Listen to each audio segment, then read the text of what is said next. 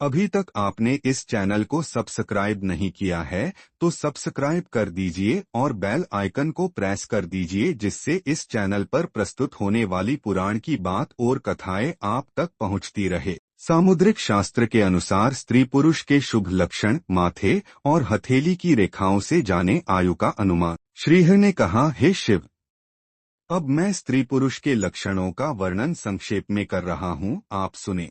जिनके हाथ पांव के तल पसीने से रहित हों, कमल के भीतरी भाग की तरह मृदु एवं रक्त हों, अंगुलियां सटी हुई हों, नाखून तांबे के वर्ण के समान थोड़े रक्त हों, पांव सुंदर गुल्फ वाले, नसों से रहित और कूर्म के समान उन्नत हों, उन्हें नृपश्रेष्ठ समझना चाहिए। रुक्ष एवं थोड़ा पीलापन लिए, श्वेत नख वाले, वक्र तथा नसों से भरे हुए और विरल अंगुलियों से युक्त शूर्पाकार चरणों वाले मनुष्य दुहखी एवं दरिद्र होते हैं।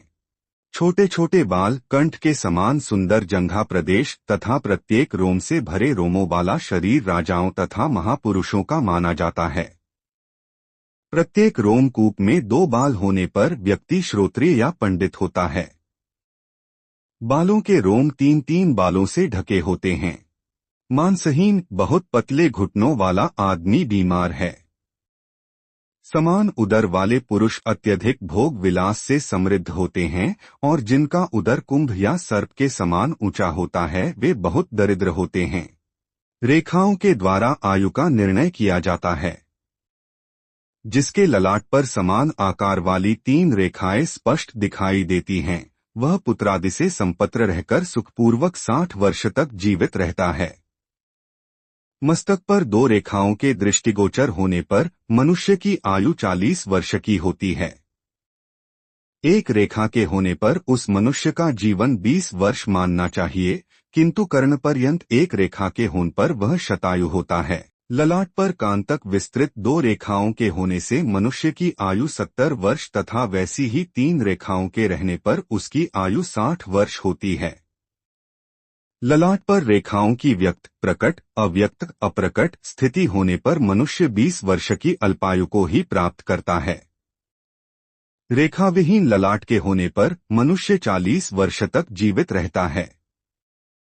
रेखाओं के छिन्न भिन्न रहने पर मनुष्य को अकाल मृत्यु होती है। जिसके मस्तक पर त्रिशूल अथवा फरसे के समान चिन्ह दिखाई देता है, वह धनपुत्रादि से परिपूर्ण होकर 100 वर्ष तक जीवित रहता है। हे रुद्र, तर्जनी और मध्यमा अंगुली के मध्य भाग तक आयु रेखा के पहुंचने पर मनुष्य शतायु होता है।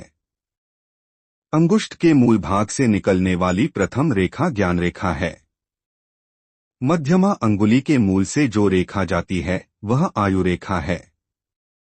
यह रेखा कनिष्ठा अंगुली के मूल से निकलकर मध्यमा के मूल भाग को पार करती है। यदि यह रेखा विच्छिन्न या किसी अन्य रेखा से विभक्त नहीं होती है तो ऐसे व्यक्ति की आयु 100 वर्ष होती है। हे रुद्र, जिसके हाथ में यह आयु रेखा स्पष्ट दिखाई देती है, उसकी आयु 100 वर्ष अवश्य होती है, इसमें संदेह नहीं। जो रेखा कनिष्ठा अंगुली के मूल से होकर मध्यमा अंगुली के मूल तक विस्तार को प्राप्त करती है, वह रेखा मनुष्य को 60 वर्ष आयु प्रदान करने में सक्षम होती है। ऐसी और वीडियो के लिए लाइक करें, शेयर करें और सब्सक्राइब जरूर करें।